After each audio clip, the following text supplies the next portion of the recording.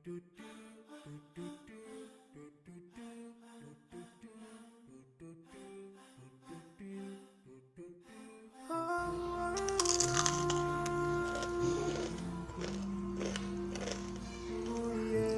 मज़े की है, बहुत क्रंची, बहुत क्रिस्पी और टेस्ट तो बहुत ही ज़बरदस्त। बिस्मिल्लाहिर्रहमानिर्रहीम, अस्सलाम वालेकुम व्यूअर्स, मैं हूं नूर अपने चैनल चटखारा फ्यूजन्स बाय नूर से। और आज मैं आप लोगों के साथ शेयर करूंगी पोटैटो स्नैक्स की बहुत ही ज़बरदस्त और मज़ेदार सी रेसिपी। और वो रेसिपी है जिंगर फ्राइज़ की रेसिपी। तो रेसिपी को एंड तक देखिएगा, बहुत ही मज़ेदार और ज़बरदस्त सी रेसिपी है। तो चलिए फिर रेसिपी को स्टार्ट कर लेते हैं।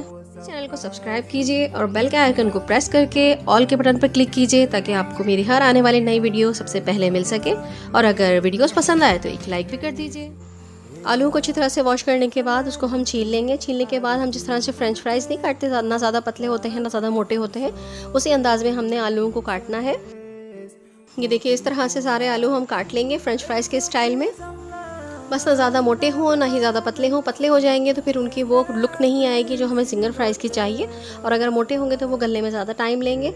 ये देखिए, बस इस तरह से हमने सारे आलूओं को काट लेना है। ये देखिए, इस तरह से हमने तमाम आलूओं को काट लिया है। अब हम क्या करेंगे, तमाम आलूओं को एक प्याले में ट्रांसफ़र करेंगे और उस प्याले में हम भर देंगे पानी और इनको अच्छे तरीके से हम वॉश करेंगे।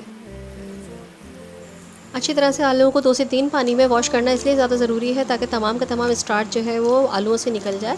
और जब हम इस तरह से वॉश करने के बाद आलूओं को जब फ्राई करते हैं तो आलू हमारे बहुत ज़्यादा अच्छे और क्रिस्पी से बनते हैं। आलूओं का पानी स्ट्रेन करने के बाद हम वापस इसे उसी बाउल में डाल देंगे और एक पानी से और इसको वॉश करेंगे।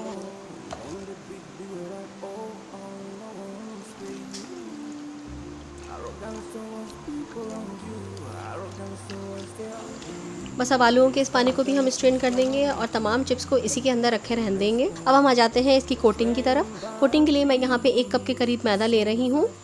उस मैदे में मैं डालूंगी 1 टीस्पून के करीब अदरक लहसुन का पेस्ट, 2 टेबल स्पून के करीब मैं डालूंगी सोया सॉस। हस्बे जायका हम इसमें नमक शामिल करेंगे। मैं यहाँ पे ½ टीस्पून के करीब डाल रही हूँ क्योंकि इतना ही काफ़ी होगा। थोड़ी सी मैं यहाँ पे लाल पिसी हुई मिर्चें शामिल करूँगी। 1 टीस्पून के करीब मैंने यहाँ पे डाल दिया है चिकन पाउडर, और ये है ओरिगानो।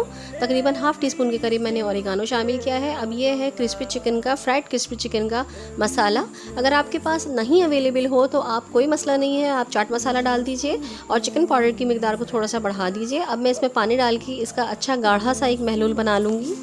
एक्चुअली ये फ्राइज़ की कोटिंग है, इसको जितना हम फ्लेवरफुल बना सकते हैं हम उतना फ्लेवरफुल बना सकते हैं। आप जो भी इसमें डालना चाहें फ्लेवर के लिए आप इसमें डाल सकते हैं, क्योंकि इस कोटिंग का ही टेस्ट जो है वो आएगा हमारे फ्राइज़ में। अब इसका हम अच्छी तरह से फेंट लेंगे। फेंटने के बाद जो है इसको देखिए, इस तरह से की कंसिस्टेंसी इसकी होनी चाहिए, एकदम लिक्विड, स्मूथ सा लिक्विड होना चाहिए, वो भी गाढ़ा। अब हम इसकी ड्राई कोटिंग बना लेते हैं। ड्राई कोटिंग के लिए भी मैंने यहाँ पे 1 कप के करीब मैदा ले लिया है। उसमें मैं डालूंगी हस्बे जायका नमक, जो कि मैंने बहुत कम डाला है। और यहाँ पे भी मैं तकरीबन 1 टीस्पून के करीब डाल दूंगी फ्राइड चिकन का मसाला। अगर फ्राइड चिकन का मसाला आपके पास नहीं है तो आप इसमें चाट मसाला, चिकन पाउडर डाल सकते हैं। इसके अलावा आप ओरिगानो भी इसमें डाल सकते हैं।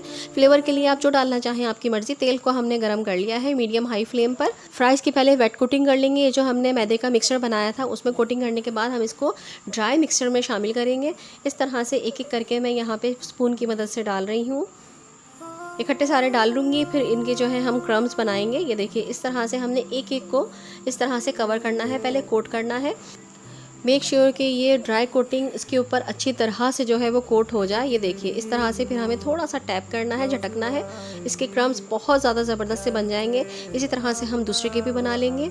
अच्छी तरह से हाथ से दबा दबा के आपने इसके ऊपर कोटिंग करनी है। ये देखिए, इस तरह से जब ये देखने में खूबसूरत भी लगेंगे और इसके ऊपर कोटिंग भी जो है वो अच्छे तरीके से कोट हो जाएगी। बस इस तरह से हम बना बना के साइड में रखते जाएंगे ताकि हम इकट्ठे जो है वो इसको ऑयल में डाल सकें।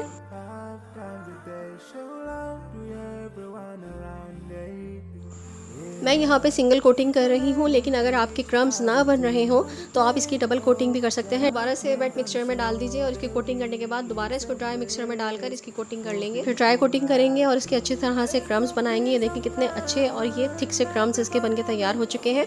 अब हम इसको गर्म किए हुए तेल में शामिल कर देंगे। ये देखें, इस तरह से हम डालते चले जाएंगे एक एक करके। फ्राइज़ को ऑयल में डालने से पहले हम फ्लेम को मीडियम लो पर कर देंगे, क्योंकि हमें लो पर ही इसको फ्राई करना है ताकि इसके क्रम्स जो है बहुत क्रिस्पी बने।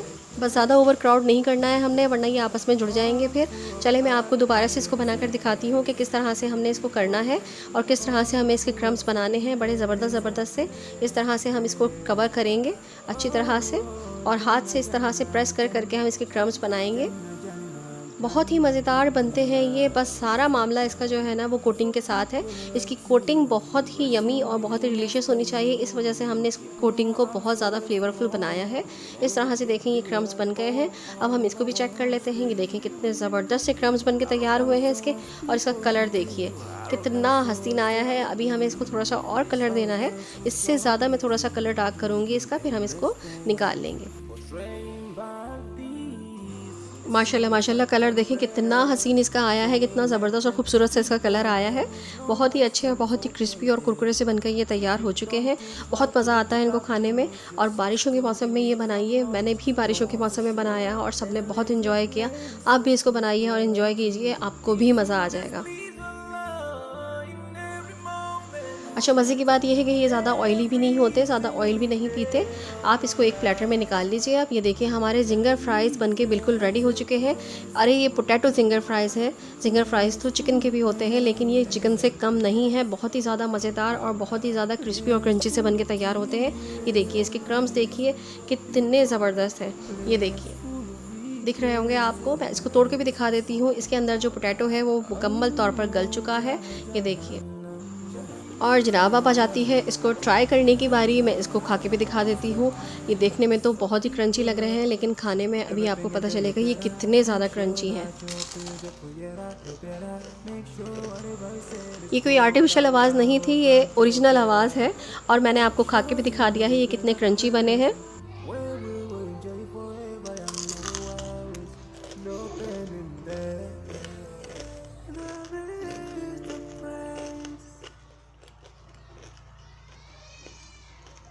बहुत मज़े की है, बहुत क्रंची, बहुत क्रिस्पी, और टेस्ट तो बहुत ही ज़बरदस्त है। जी व्यूअर्स, उम्मीद है आप लोगों को मेरी ये वीडियो ज़रूर पसंद आई होगी। अगर वीडियो पसंद आई है तो एक लाइक कर दीजिए और आगे शेयर भी कर दीजिएगा। और अगर आप मेरे चैनल पर नए हो तो मेरे चैनल को सब्सक्राइब कर लीजिए। हर वीडियो में ये बोलना ज़रूरी होता है, अगर दिल चाहे तो कर दीजिएगा। इंशाल्लाह ताला आऊँगी अच्छी और यूनिक सी रेसिपीज़ को लेकर। जब तक के लिए नूर को भी अपनी दुआ में ज़रूर याद रखिएगा। अल्लाह ताला आप सबके रिस्क में भी बरकत अता फरमाए, आमीन सुम्मा आमीन। हाँ, लेकिन जाने से पहले एक बात और, कि अगर आप मेरे फेसबुक पेज और इंस्टाग्राम को फॉलो करना चाहते हैं तो लिंक डिस्क्रिप्शन से ले सकते हैं। वहाँ पर भी आपको मेरी ये रेसिपीज़ और लिंक्स मिल जाएंगे। तो इंशाल्लाह ताला आऊँगी अच्छी और यूनिक सी रेसिपीज़ को लेकर, और आप लोगों के लिए बहुत ही मज़ेदार सी रेसिपीज़ जो हैं वो मेरी लिस्ट में शामिल हैं।